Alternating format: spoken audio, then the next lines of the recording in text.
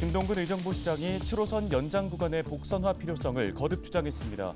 김 시장은 단선으로 운영할 경우 열차 충돌 위험과 운행 중단 등 구조적 문제를 가질 수밖에 없다고 강조했습니다.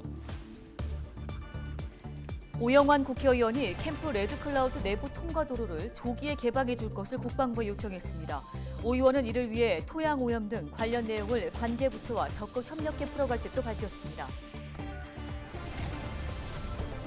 양주 다울림 센터가 문을 열었습니다. 노인은 물론 청소년, 어린이 돌봄까지 모든 세대가 함께 어울릴 수 있는 복합 공간입니다. 최근 동해안에서 물론 연천에서도 지진이 이어졌는데요. 우리나라도 더 이상 지진의 안전지대가 아니라는 지적이 나옵니다.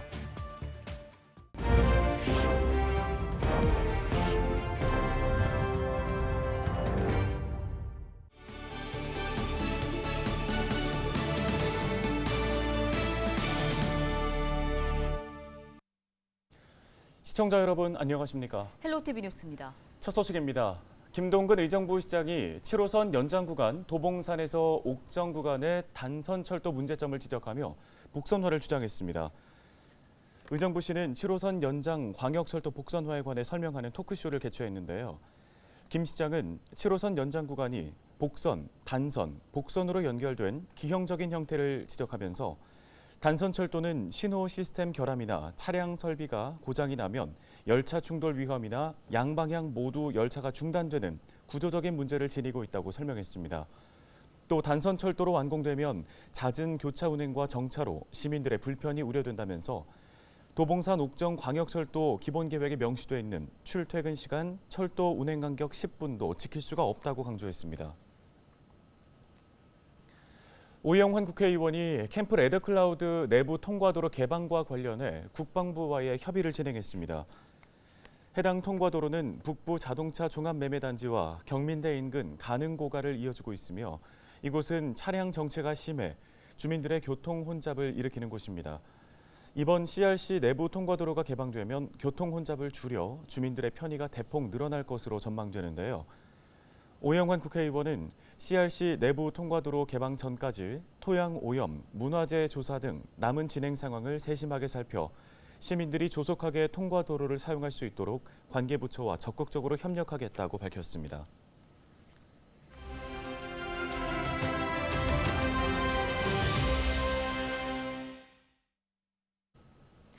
다음 소식입니다. 양주의 모든 세대가 함께 누릴 수 있는 복합 공간이 마련됐다는 소식입니다. 그 이름도 취지에 걸맞게 다울림 센터로 정해졌다고 하는데요. 네, 양주시 이석종 노인시설팀장 전화 연결해서 관련 이야기 나눠보겠습니다. 안녕하십니까? 안녕하세요. 양주시 노인시설팀장 이석정입니다. 예, 앞서 전해드린 것처럼 다울림 센터, 다양한 세대가 이용할 수 있는 곳으로 알고 있습니다. 반응도 상당히 좋다고 들렸는데요. 시민들 어떻게 이용하고 있는지 먼저 설명 부탁드립니다. 양주 다울림 센터는 9개의 다양한 사회복지기관이 모여 어린이부터 어르신까지 전 연령에 걸친 복지 서비스를 제공하고 있습니다. 4월 18일 희망노인복지관을 끝으로 전 기관이 개관하여 운영 중에 있는데요. 시민들은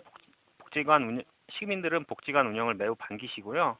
어린이들이 이용하는 다함께 돌봄센터, 청소년들이 동아리 활동을 하는 생활문화센터, 그리고 노인복지관이 함께 운영되고 있어 손주들과 손잡고 오시는 어르신들도 많이 있습니다.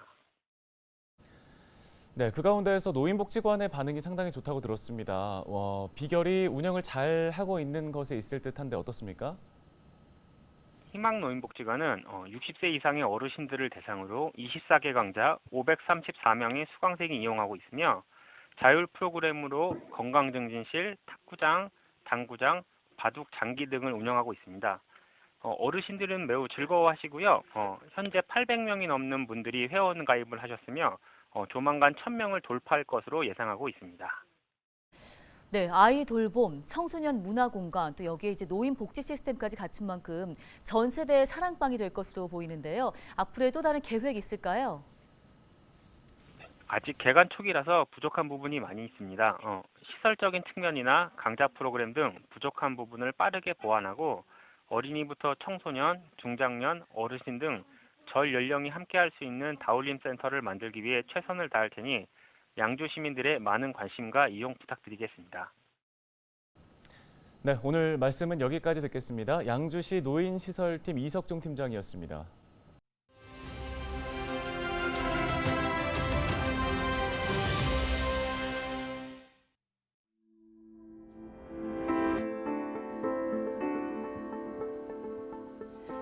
지난 주말부터 집중호우와 태풍 소식이 함께 뉴스에 오르기 시작했습니다.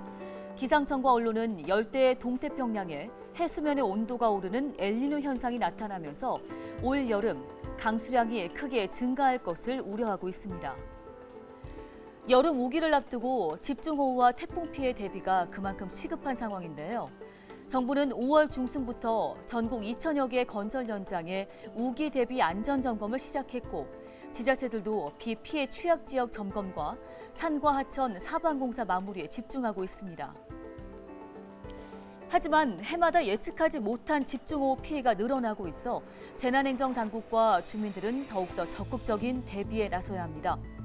저지대 상습 침수 지역 배수 관리를 보다 강화하고 또 주민들은 내가 살고 자주 다니는 지역이 혹시 침수 취약 지역은 아닌지 미리 확인을 하고 대비해야 할 필요가 있습니다. 지금까지 데일리 브리핑이었습니다.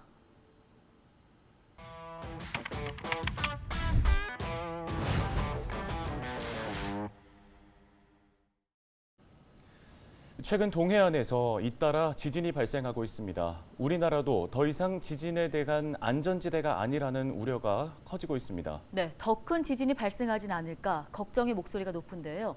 전소연 기자가 뉴스토리에서 살펴봤습니다.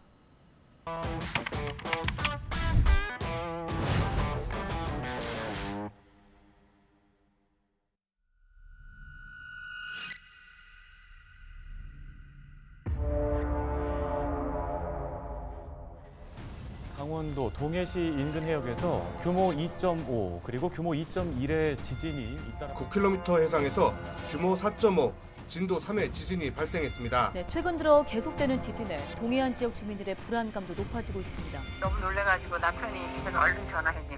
거기서도 지진 진동을 느꼈. 지난달 말부터 강원도 동해안에서 지진이 잇따라 발생하고 있습니다.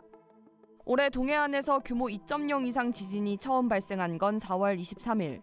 이후 5월 22일까지 30일간 규모 2.0 이상 지진이 총 17차례나 일어났습니다. 4월 23일부터 28일까지는 동해시 북동쪽 해역에서, 5월 10일에는 동해시 내륙에서 발생했는데요. 5월 14일과 15일, 22일에는 다시 동해시 북동쪽 해역에서 일어났습니다. 일부 주민들은 건물 흔들림을 느끼기도 했습니다. 제가 그때 잠이 다 깨서 소파에 이렇게 있었는데 르륵 하면서 뭐가 집이 흔들리는 거죠. 뉴스를 봤더니 자막이 지진 자막이 올라가가지고. 최근 잇따르는 동해안 지진, 왜 일어나는 걸까요? 전문가들은 이번 지진이 역단층에서 발생했다고 분석했습니다. 양쪽에서 미는 횡압력을 받아 단층이 뒤틀리면서 지진이 발생했다는 겁니다. 또 4월 말부터 이어진 지진은 15일 발생한 규모 4.5 지진의 전진이었다는 분석이 나옵니다. 큰 지진이 발생하기 전에 먼저 발생하는 작은 지진이었다는 겁니다. 지진 후에 발생하는 여진이 있고 지진 전에 발생하는 전진이 있는데 전진이 먼저 발생을 해서 어느 정도 작은 규모의 지진이 발생하다가 본진이 발생하는 경우도 있습니다. 동해안에서 규모 4가 넘는 지진이 발생한 것은 이번이 처음이 아닙니다. 지난 2019년 4월 동해 앞바다에서 지진이 발생한 이후 약 4년 만입니다. 2016년에는 울산 앞바다에서, 2004년에는 울진 앞바다에서 규모 5가 넘는 지진이 발생한 적이 있습니다. 조선시대까지 거슬러 올라가 보면 대형 지진이 발생했던 적도 있습니다. 조선왕조실록을 보면 숙종 7년인 1681년에 양양군에 큰 지진이 발생했다는 것을 알 수 있습니다. 강원도에서 지진이 일어났는데 양양에서는 바닷물이 요동쳤다는 기록이 있습니다.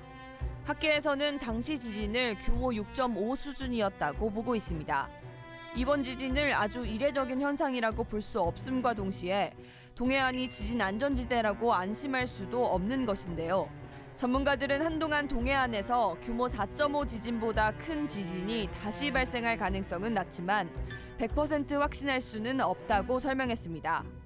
완전히 배제할 수는 없죠. 자연 현상을 해석함에 있어서 100% 확신하다고 얘기할 수는 없습니다. 그러니까 오늘 발생한 지진보다 더 큰 규모의 지진이 발생할 가능성도 배제할 수는 없으나 앞으로는 여진은 규모가 좀 더 작은 여진이 발생할 가능성이 더 높다고 생각이 됩니다.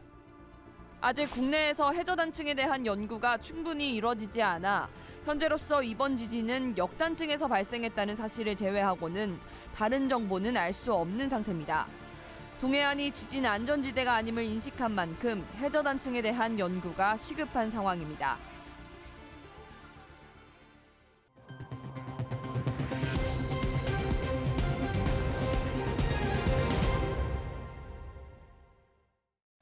포천시가 군 소음으로 인한 피해 주민 763명에게 보상금 지급 결정에 대한 통지를 발송했습니다. 통지 내용에는 보상금 지급 결정에 대한 안내와 함께 보상금 산정의 세부적인 내용, 이의 신청 절차 안내 등이 포함되어 있습니다. 군 소음으로 인해 피해를 입은 국민들이 보상금을 신청하면 정해진 기간 안에 심사를 거쳐 보상금이 결정되고 이번 통지는 그 결정 결과를 통보하는 내용입니다. 시 관계자는 사격 등 군소음으로 인한 피해 보상액은 3가지 종류가 있으며 1종 지역은 6만 원, 2종 지역은 4만 5천 원, 3종 지역은 3만 원이며 보상액은 포천시뿐 아니라 전국적으로 동일하다고 말했습니다.